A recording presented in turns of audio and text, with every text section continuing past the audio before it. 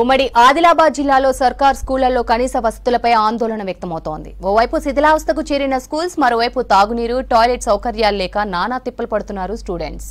సర్కార్ బడుల్లో వసతుల పనులు గత పాలకుల నిర్లక్ష్యంతో నిలిచిపోయాయనే విమర్శలు జోరుగా వినిపిస్తున్నాయి.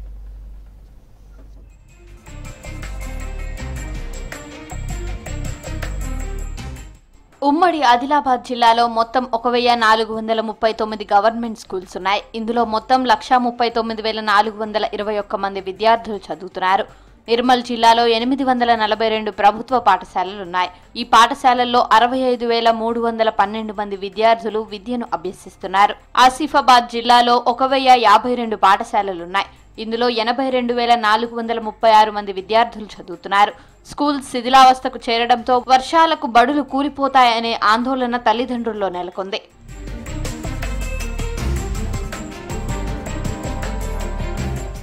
మన ఊరు మనబడి కింద 852 స్కూళ్లను ఎంపిక చేశారు. కొత్త తరగతి గదులు, కిచెన్ షెడ్, కాంపౌండ్ వాల్ నిర్మాణాలు, ఫర్నిచర్, డైనింగ్ హాల్, మరుగుదొడ్లు నిర్మించేందుకు ప్రణాళికలు తయారు చేశారు.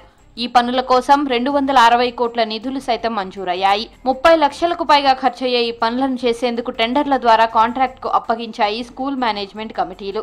అధికారులు 15 రోజులకు ఒకసారి పనులపై సమీక్ష చేస్తున్నా క్షేత్రస్థాయిలో పర్యవేక్షణ లేక ఆలస్యమయ్యాయి. దీంతో సర్కార్ స్కూల్స్ లో కనీస వసతుల కల్పనపై నిర్లక్ష్యం జరిగిందనే ఆరోపణలు వ్యక్తమవుతున్నాయి.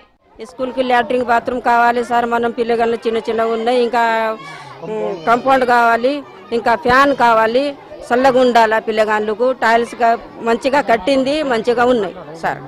బాగానే ఉన్నాయి సార్. టైల్స్ ఇప్పుడు కాంపౌండ్ వాళ్ళకైతే పిల్లలకైతే ఉండాలి కదా, బయట ఇప్పుడు చదువుకున్నంత వరకు మళ్ళీ బయటకు పోకుండా పిల్లలకు సౌకర్యం అయితే కాంపౌండ్ వాళ్ళైతే కన్ఫర్మ్, లాట్రిన్ బాత్రూమ్ కూడా కన్ఫర్మ్ కట్టేయాలి సార్. ప్రభుత్వ పాఠశాలలను, ప్రభుత్వ విద్యా విధానాన్ని బలోపేతం చేస్తా అని చెప్తున్నటువంటి ఇప్పుడున్న ప్రభుత్వాలు, ఇంతకు ముందు ఉన్న ప్రభుత్వాలు కూడా ఆ వైపుగా ఎటువంటి చర్యలు తీసుకోకపోవడం చాలా బాధాకరమైనటువంటి విషయం.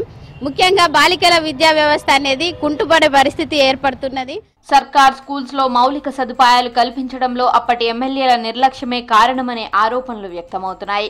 మన ఊరు మనబడి కార్యక్రమంలో 200 స్కూళ్లలో 60 నుంచి 70% పనులు మాత్రమే జరిగాయి. చాలా మంది కాంట్రాక్టర్లు పనులు మధ్యలోనే వదిలేయడంతో పనులు నిలిచిపోయాయి. గతేడాది ప్రారంభమైన పనులు ఇంకా కొనసాగుతూనే ఉన్నాయి. దీంతో స్టూడెంట్స్ ఇబ్బందులు పడుతున్నారు. సర్కార్ బడుల్లో వసతులు కల్పించాలని డిమాండ్ చేస్తున్నారు విద్యార్థి సంఘాల నేతలు. 9 ఏళ్లలో స్కూళ్లలో ఎలాంటి అభివృద్ధి జరగలేదన్నారు. మన ఊరు మనబడిలో అభివృద్ధి పనులు పూర్తి కాలేదన్నారు విద్యార్థి సంఘాల నేతలు.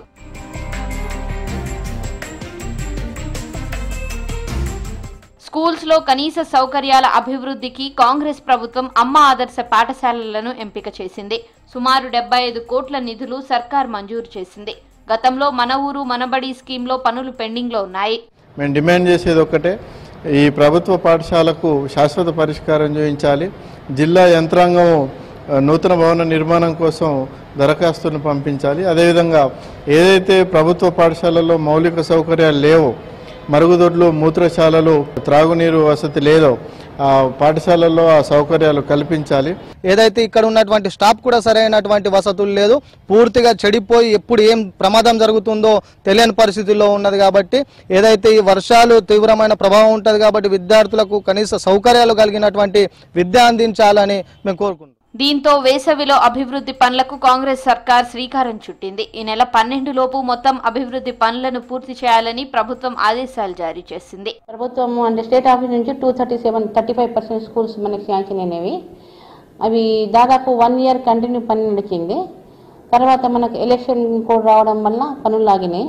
అయినా మనకు 17 స్కూల్స్ టోటల్ కలరింగ్తో సహా మొత్తం కంప్లీట్ అయినాయి. 17 స్కూల్స్ ఇనాగ్రేషన్ అయినాయి. మిగతా స్కూల్స్ డైనింగ్ హాల్ కూడా కంప్లీట్ అయినాయి. దాదాపు కొన్ని క్లాస్ రూమ్స్ ఇంకా కంప్లీట్ కాలేదు.